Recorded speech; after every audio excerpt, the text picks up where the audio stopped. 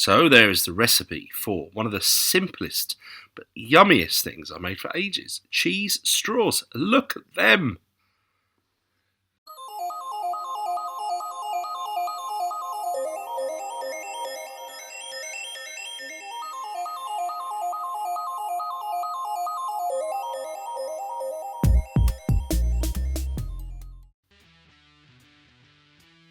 So there's the ingredients lined up for basically what we called in a kitchen back in my old chefy days as a scavenger dish or a Russian fancy.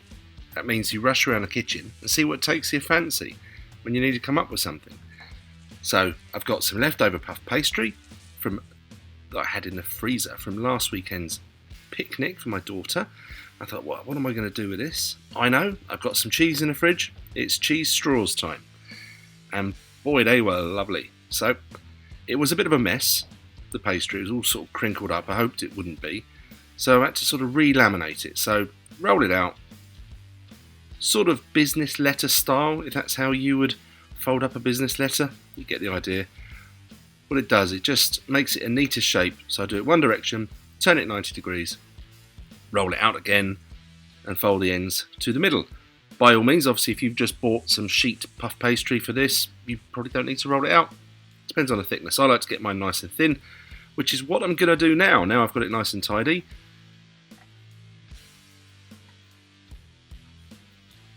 I hope you're enjoying the backing music I've chosen for this video.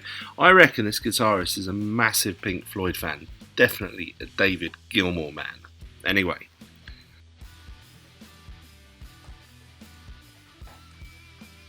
So I hear you asking, well, what if I haven't got very much cheese but I've got some puff pastry, Uncle Matt? Well, knock around your fridge, anything you've got in there. Do you know what's really nice as well?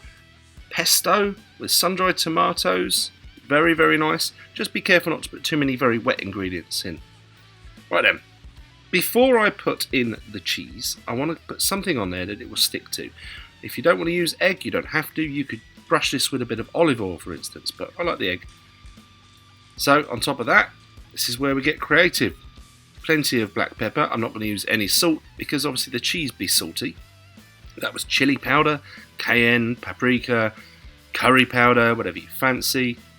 And I've always got some seeds knocking around because I think the addition of seeds make things very, very healthy.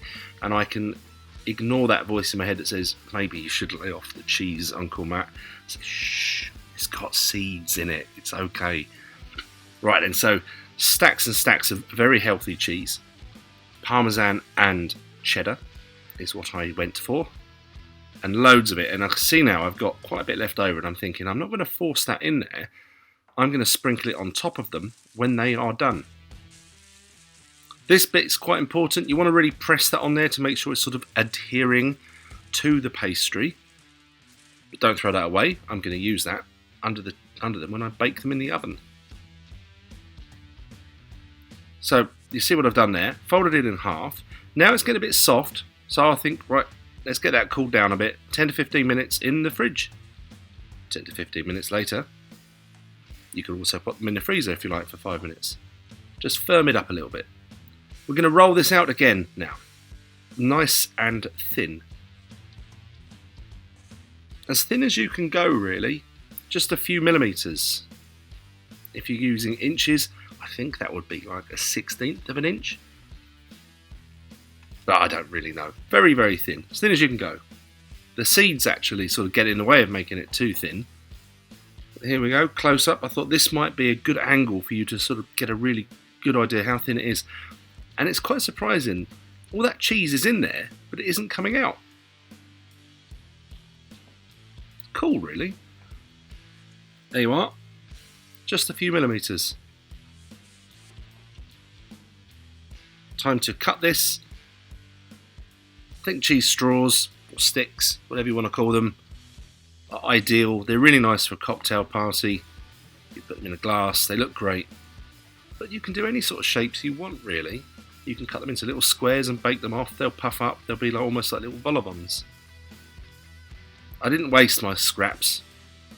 I just twisted them and put them on the tray anyway and had some weird shaped ones.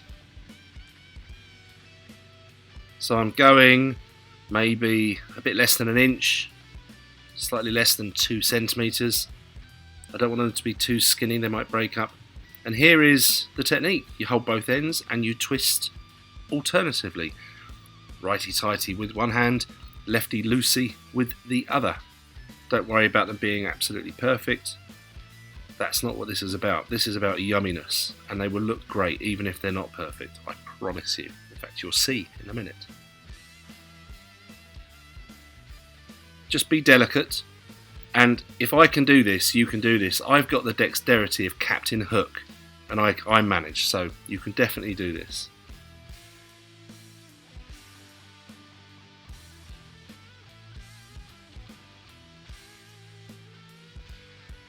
Right then, lots of twists done. Arrange them on a tray. Try not to get them too close to each other. They will swell up ever so slightly. This is puff pastry after all. It puffs. And when you're happy, you've got them all set up. Obviously I've done one half and I'm going to do the other half, but I won't show you that. It was the same as what I just did. This is the extra cheesy bit, so I like to sprinkle mine with the parmesan. I wouldn't use any other cheese for this bit, it would be too wet.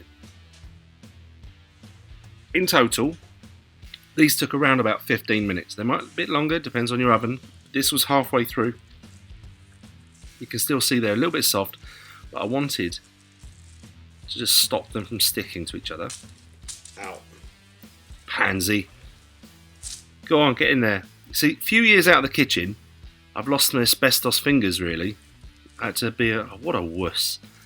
I had to get a palette knife, but feel free to do that. But if you're tough, you can do this without it. I wanted to separate them. Didn't want them sticking together and sticking to the tray. Because of the extra cheese I put on top, it will do that. But that's the payoff, is they're going to be so much more yummy when they are eventually done. Oh yeah. Looking nice. Don't leave them on a tray, get them to cool down on a wire rack, otherwise you might get a slightly soggy bottom. And no one wants them. Credit has to go here to my lovely lady for these wonderful extra camera shots there. I thought that looked really cool. And thank you for watching Uncle Matt's Cookery Lessons. A very quick and easy one. You definitely have to do these. It's not technical at all, just get in there. And don't forget to give me thumbs up, comment, subscribe if you haven't already. And I'll catch you in the next video, which will be coming hopefully really soon. Bye.